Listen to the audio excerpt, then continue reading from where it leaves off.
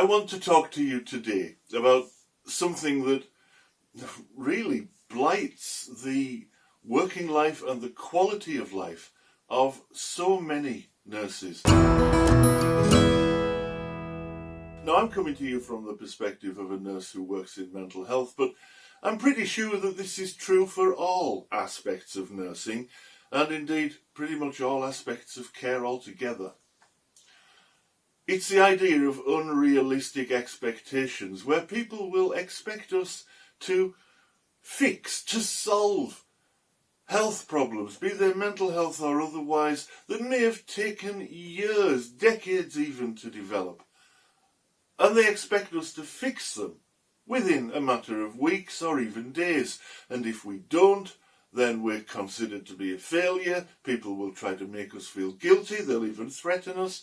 I've known a couple of nurses be put at genuine risk for failing to meet somebody else's impossible and arbitrary deadlines. People will go to social media to talk about how useless either we are or our organisation is, or both.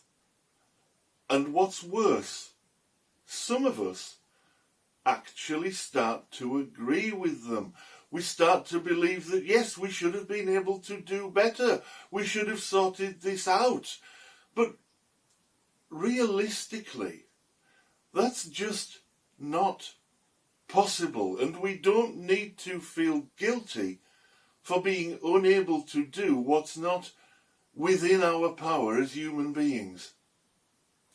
Look at it this way. Imagine you're walking down the road and it's pension day. There's a little old lady. She's just come out of the bank where she has withdrawn some of the money that's been electronically deposited for her earlier that day. She's got a handbag over her arm. She's got a wad of notes in her hand, which she's just about to put in the handbag when a couple of likely lads come running down the street. They knock her over.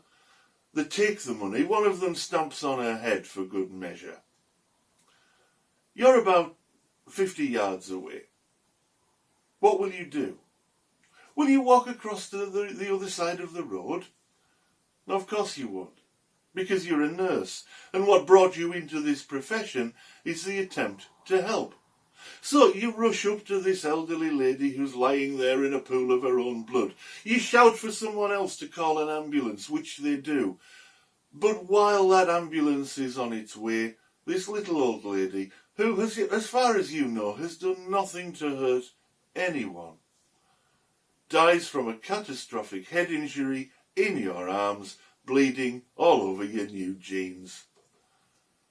Now the question I have is, do you feel guilty? Well, of course, you might. I'm sure some nurses would. But I would argue that you shouldn't. You didn't cause this. You're the one who tried to help. You tried as best you could in the circumstances in which you found yourself to make things better, which is a damn sight more than most people did on the high street that morning. Most of them crossed over the road, darted into the nearest shop, pretending they weren't there or they hadn't seen. Some just stood and gawped. You're one of the few people in our society who was prepared to try and help. And you should not feel guilty for being unable to do the impossible. Now, our work is like that. We did not cause the problems that brought people into our care. And sometimes, try as we might, we don't know enough to know how to put those problems right. Sometimes there is just no way.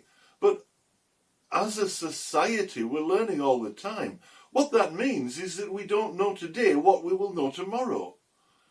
In my specialty of psychiatry, we've only really been going in any recognisable way for about a century.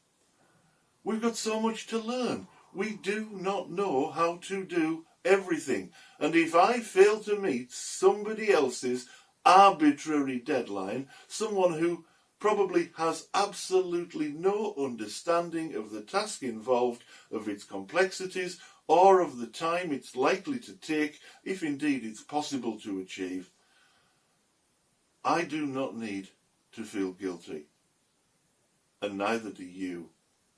So please, remember this. You did not cause the problems that brought people into your care. You tried to help, and sometimes you won't be able to. That's not a failing on your part.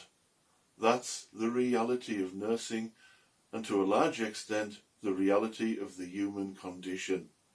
My name's Stuart Sorensen. I'm a mental health nurse and trainer. Thank you for watching.